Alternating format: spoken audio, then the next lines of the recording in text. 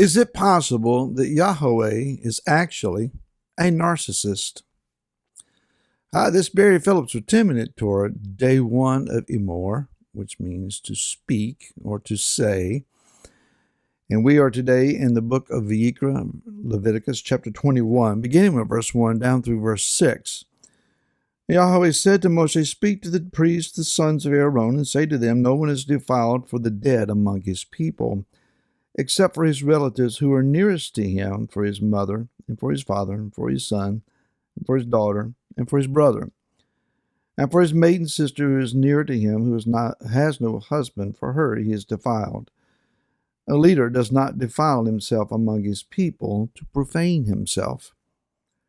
They do not make any bald place on their heads, they do not shave the corner of their beard, they do not make a cutting in their flesh. They are set apart to their Elohim and do not profane the name of their Elohim, for they bring the fire offerings of Yahweh and the bread of their Elohim, and shall be set apart." We're still hearing the ringing echoes of Yah's word all the way back in chapter 10, where at the sudden death of Nadab and Abihu, the sons of Aaron, where Yah says, "I am set apart, and by those who approach me, I will be set apart." So this set apart issue with Yah is not a momentary consideration. It's not a fleeting thought with him. It is an actuality. It is an ongoing reality for him. It cannot change. And so Yah's not suggesting here, he is requiring that those who come nearest to him, that they remain set apart, even from the uncleanness of death. Now, most of us, I would say, at some point in time, we have dealt with a narcissist, one who controls their world by controlling you. They'll use flattery, they'll use innuendo, they will use accusations, they will intimidate, they will slander, they will even lie, they will manipulate you in every conceivable fashion in order to promote themselves at your expense. You will think that you're crazy, but you're not. And narcissism, unfortunately, is a growing trend in our world and society. Is it that Yah then is seeking to be heavy-handed? Is he seeking to be uber controlling of those that he has called to be priests, demanding that they refrain from what can be considered any form of normal life, and that he alone is all that should ever matter to them, even their own family? Just forget them. Just come and be with me. No, that's not the case. Now, it may be read that way by an untrained eye, but you and I know better. We know him, that he is loving and compassionate. We know that he is merciful to us at the worst of our days, and that he is our healer. He is our deliverer. He is a redeemer. And yes, he is set apart, and he will always be set apart. He is most set apart. We fail to understand even what the level of his set apartness is. And yet he requires, don't be just like me, be as me. Be set apart as I am set apart. Father, I don't know how to do that. It is the pursuit of that is the journey. Becoming like Messiah Yeshua, emulating, demonstrating, adopting his character, his heart, his vision, his words, his manner of living, and receiving his power to be demonstrative of his help and encouragement, his deliverance to those that are around us. Now, that sounds lofty, and it sounds, okay, very religious, Barry. I hear you. Well, the word here that we're dealing with, the word Emor, The word devar, by comparison, is a more direct demand. It is a more commanding level of speech. It is a much more forceful level of speech. But when Yah uses the word emor, and he does it twice here in its forms, speak and say is that same word. It is a softer, more entreating, more urging, but with a rounded edge to the expression of the word. Yah is entreating.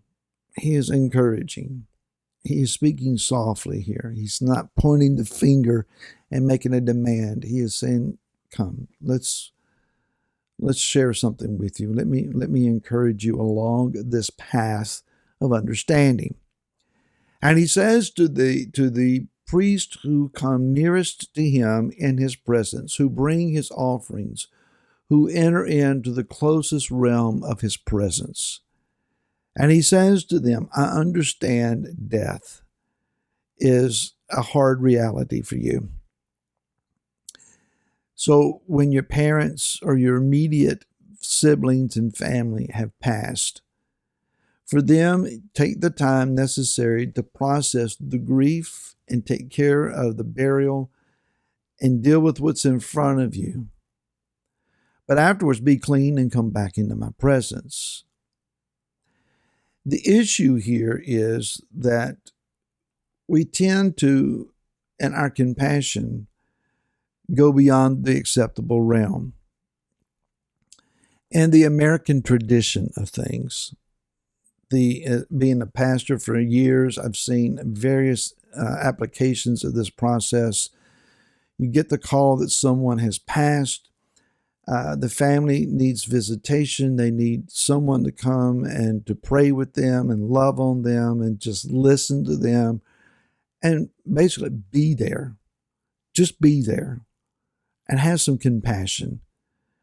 Lend a helping hand everywhere possible. In the American tradition, we fix everything with food. And so someone passes and everybody shows up with flowers and food. And soon the whole kitchen and the dining room table and the garage, everything is full of fried chicken and potato salad. And that's not a bad thing. We can handle some fried chicken. But the reality is people need more than food. They need tenderness and compassion.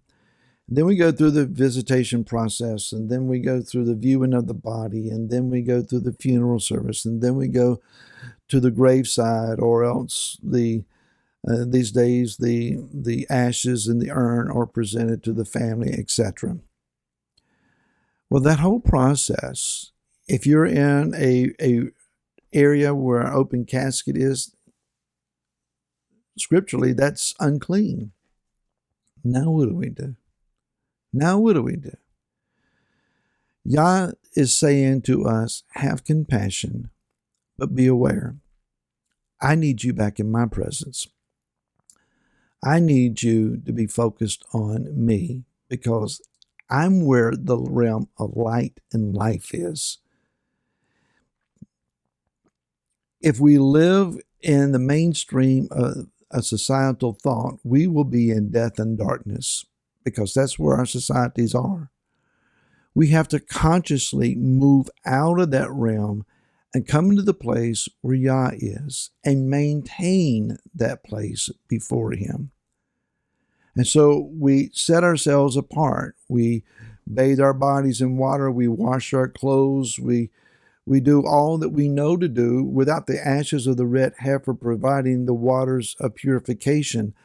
There is no cleansing until that's provided, until Yeshua comes and removes the taint of death off of all of us.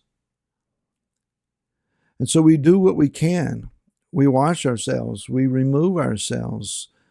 We change our heart and our mind, and we get back to life. Don't let the darkness of this world so enamor your thoughts and captivate your spirits that you stay there. Yah is not being narcissistic. He is being a redeemer and deliverer from that which is seeking to entrap us. And Yeshua is still saying, come to me, all you who labor and are heavy laden, and I will give you rest. Let's go to Messiah, be cleansed, and start living again. And I hope to see you again tomorrow. To this, shalom.